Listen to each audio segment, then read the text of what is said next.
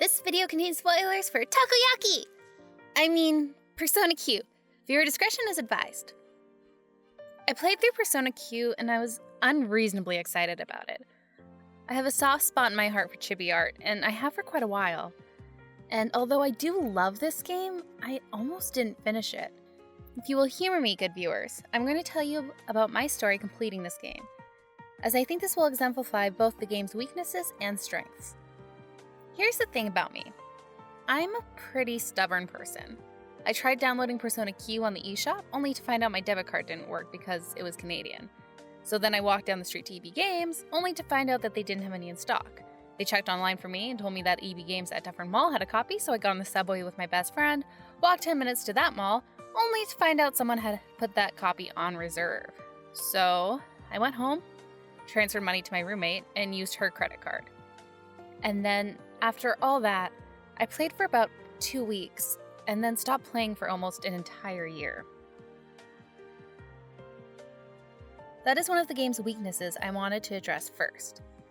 The pacing can sometimes be pretty atrocious, and for me that lull was most prominent in the second half of the group date cafe. Although it is fan-servicey and fun, I guess I was just too old to enjoy teenagers talking about their love life for 10 to 15 hours, or I guess the 11 months it took me to complete the labyrinth. Now, there are other pacing issues in the game, most notably the 4th and 5th labyrinth, but personally those didn't impede me anywhere close to as badly as the 2nd labyrinth did. So, I put the game away, and I didn't have an urge to pick it back up again until PQ2 was announced. Given that my favorite ham child was included, I decided that I had to go back and finish PQ, even though it was confirmed that you can play PQ2 without playing PQ. And once I got past Group Date Cafe, I was suddenly and surprisingly invested in the story like I wasn't before.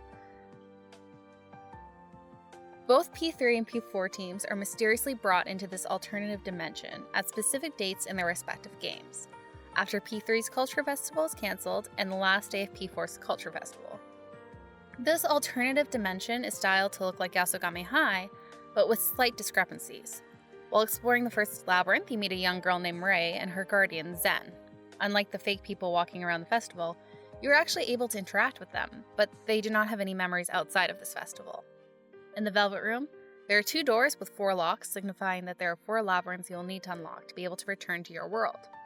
So the P3 team, the P4 team, Rei and Zen join together not only to escape the labyrinth, but to learn important messages about themselves. So, this story was actually confirmed canon by an Atlus rep during a closed-door event at E3 2014. I didn't realize this until I finished the game, but in retrospect it actually fits pretty well despite being shoehorned in later. It's explained that the P3 and P4 gang will lose their memories when they return to their own world, but since their experience fundamentally changed who they are, this change would remain. The major changes that are evident are the relationships between Yukari and Mitsuru, and Kanji and Ken, as well as both teams coming to terms with death. When the characters are dropped back in their own timelines, October and November respectively, the characters go through these changes in response to certain character deaths or hospitalizations. But it's also implied in PQ that these changes were possible because the 2 casts were fundamentally changed by the experience. Ken was unable to shoot Shinji can be seen as a direct influence from Kanji. Again, I know that this story was written after the release of these 2 games. However, the writers of the story really tried to underline the same lessons those characters go through. Putting aside the fact I know the story was written afterwards, it feels like the writers added perhaps a little more motivation to those character changes that the characters lacked in their main titles. That isn't to say main titles don't include their own motivations, but I really think that those added by PQ helped to improve the main titles. That being said, the strongest part of the story is not the P3 or P4 cast, but is Rei and Zen. I started suspecting at the beginning of the 3rd labyrinth that maybe these were things Rei never got to experience. And then when I got to the 3rd floor of the 3rd labyrinth, I started having those oh no good feels. Those feels were intensified when we opened the 3rd labyrinth's last treasure box, and I found a locked pair. And I chose to ignore it. I was like, yeah, no, I'm going to hope that this still has a happy ending. Then the game came and shot me in the feels. Up until this point, I kind of found Rei's voice actor to be really strong, but since all of her lines were very lighthearted, I didn't really have much to say other than I enjoyed it. And then when we find out what happened and Zen starts recounting how he met her, I was really able to see not only the writer's abilities, but that voice actor's. Her performance was great. In peace. That's so cruel. When she's still alive. I bet she's laughing. Happy to be alive. It's not fair! Why only me? Why was I born? Why did I have to be born? I have nothing. No friends, no parents, not even my health. I prayed to God every day, and not one prayer was granted. Why did I exist? What was the point of my life?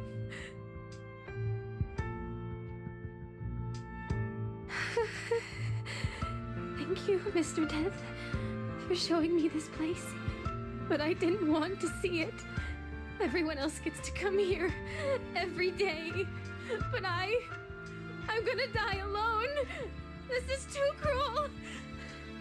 That's enough. I've had enough. Hurry up and kill me. Take me away right now. I don't want to say this anymore. And I also cried like a baby at the end of the game. I was really happy that Zen and Rei got to go together, but I also really felt the fear, but acceptance from both Rei and Zen. What really got me through, though, was the line that these maps were basically the story of Rei's life. And it made me really happy to be able to carry those after. It turned a gameplay mechanic into a story element, and it made the hours and hours I spent detailing the map seem worth it. The gameplay is fantastic in this game. I love the difficulty and enjoy that they made a mesh of Persona and Etrian Odyssey gameplay while not leaning too heavily into one or the other. I've used the hell out of Link attacks, Death Chaser, and Healing Heart. The mapping element is not for everyone, but since I'm a completionist at heart, I thoroughly enjoyed it. I'm not sure what else to say about the gameplay. There was one puzzle I had difficulty with simply because it wasn't translated well, but otherwise I love the challenge and the gameplay difference between the mainline titles and this game. But I also have a tendency of playing all my games on the hardest difficulty, so if difficult isn't your thing, I recommend taking it at the easiest, safest level so you can enjoy the extra content, as it's a fairly long game, especially if you play it at the hardest difficulty. Given the story and the gameplay, I can confidently say that Persona Q succeeds because it takes the best of both worlds. With the story, it takes elements that perhaps needed more fleshing out, such as relationship developments between secondary characters in P3, and rides with them. They had some fun fan references, although I admit they watered down some characters, as they ran out of time to do everyone justice while doing two different routes. Then, they took a story that can stand on its own, and they made that the framework. You don't get too lost in the fan service of all of it because it's like both casts are doing a side story option, helping out tertiary social links. Rei and Zen fit well with the cast because they're dealing with the same heavy themes of death and acceptance. Although their personalities are written well and can hold up next to the mainline characters, it's truly their underlying force that solidifies them as party members. Rei gets to be lighthearted and shallow because she lost her memories and does not want them back. What started off as an annoying quirk became endearing and heartbreaking. Her eating habit is much closer to that of an eating disorder than a manic pixie dream girl function, which I will go into more depth in a separate video.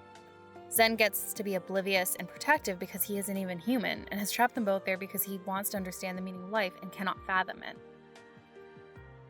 Also, the last time Zen calls Rei Feely, my heart broke into a million tiny pieces and fixed itself again.